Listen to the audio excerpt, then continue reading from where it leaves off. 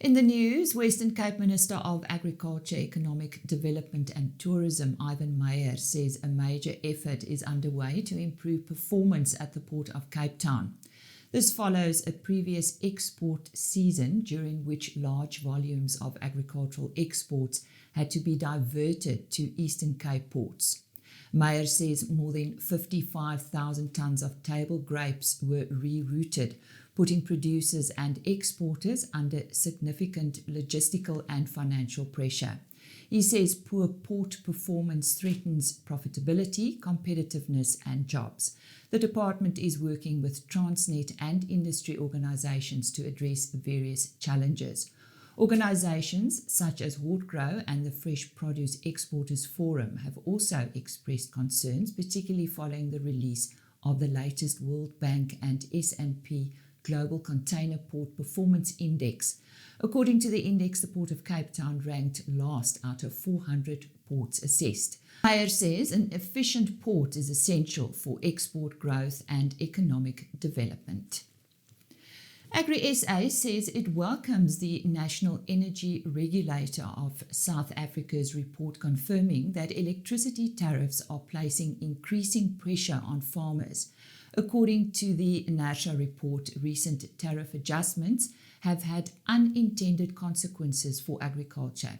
The report acknowledged that irrigation farmers have limited ability to shift their electricity consumption and that the new time-off-use tariff structure has significantly increased their costs. According to AgriSA, the electricity bills of typical irrigation farms have increased by more than 30% in a single season.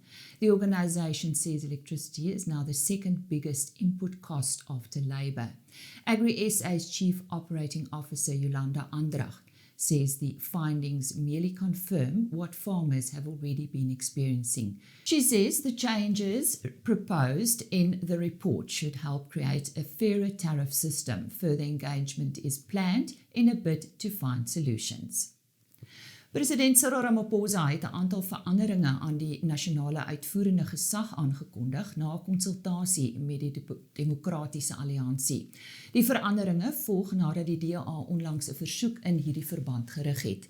Die veranderinge raak verskeie portefeuilles wat landbou en omgewingsake insluit.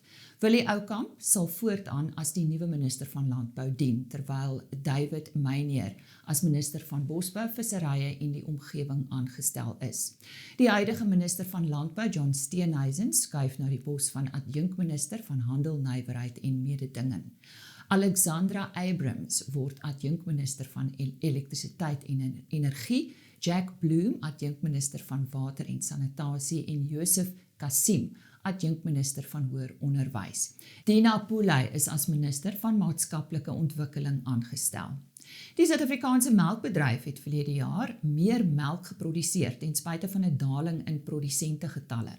Volgens Melk SA se jongste Lacto dataverslag het produsentegetalle sedert Januarie 2020 van 1253 tot net 879 in Januarie vanjaar gedaal. Melkproduksie het egter tussen 2020 en einde verlede jaar met 57.000 ton gestyg. Die Oos-Kaap, Wes-Kaap en KwaZulu-Natal is gesamentlik vir net meer as 86% van die land se melkproduksie verantwoordelik. Wat die sekondêre melksektor betref, het die aantal melkverwerkers vanaf Januarie 2020 tot Januarie vanjaar met 9% afgeneem, van 131 tot 119. Die plaaslike suiwelmark het teen einde verlede jaar uit 61% vloeibare en 39% gekonsentreerde produkte bestaan. According to a report by the African Centre for Biodiversity, pesticide residues are present in many everyday food products in South Africa. The centre says residues were detected in 86% of the products tested by it. The findings confirm the presence of pesticides in products such as maize meal, bread, breakfast cereals, fruit, vegetables and baby food. 7 of the 9 baby food products tested contained pesticide residues, including substances classified as hazardous. The centre emphasised that the study does not claim that the tested food is unsafe, but rather highlights shortcoming in the regulatory system. According to the report, pesticides are generally assessed individually, while consumers are exposed to multiple chemicals through their daily diets. In its reaction, the Department of Health said existing monitoring shows that the overall risk to consumers remains low. The centre is calling for greater transparency and improved management of pesticide use within the food production system. The South African Pork Producers Organisation, SAPO, says the pork industry is recovering after a period of disease outbreaks that affected production. According to SAPO, outbreaks during the late 2025 and earlier this year resulted in lower slaughter numbers and reduced production. In its latest quarterly report, the organisation says herd rebuilding is already underway, with sow numbers expected to return to previous levels by the end of the year. Pig slaughterings during the first quarter declined by more than 5% compared to the same period last year.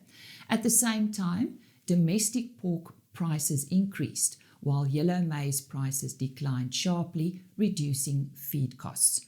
Pork exports fell while imports increased. SAPO says lower feed costs and stronger producer prices are providing relief as the industry recovers. The focus now is on rebuilding production capacity and maintaining high animal health standards across the industry. Landbouers en verbruikers het hierdie week effense verligting gekry met die afwaartse aanpassing van plaaslike brandstofpryse.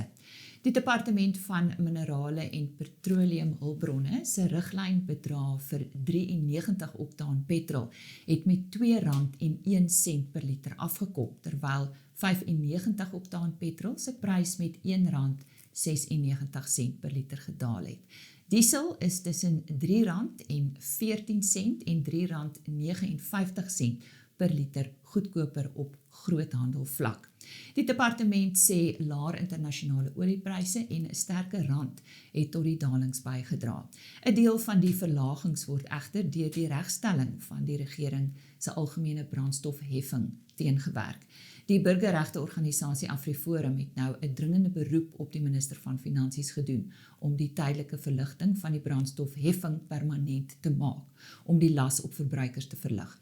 Die organisasie sê die heffing is uitermate hoog en maak nagenoeg 1/3 van die koste van brandstofpryse by plaaslike pompe uit.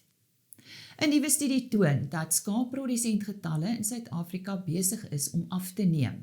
Die studie is in 2024 deur navorsers van die Universiteit van die Vrystaat onderneem en is op kleinskaalse boere in die Noord-Kaap gemik. Beide die rooivleisprodusenteorganisasie Noord-Kaap, sowel as Agri Noord-Kaap, het bevestig dat produsentengetalle wel aan die daal is, maar dat die studie se bevindinge omsigtig ontleed moet word. Die voorsitter van die RPO in Noord-Kaap, Brande Tooi, sê faktore soos droogte, predasie, veediefstal en finansiële druk dwing sommige produsente om hul skaapvertakkings te staak, maar dat skaapproduksie as sulks nie noodwendig afgeneem het nie. Volgens Joe Scholes van Agri Noord-Kaap se Sentrum vir Landelike Beveiliging is roofdiere en veediefstal van die grootste redes waarom produsente skaapboerdery prysgee. En dit is dan vandag se nuus.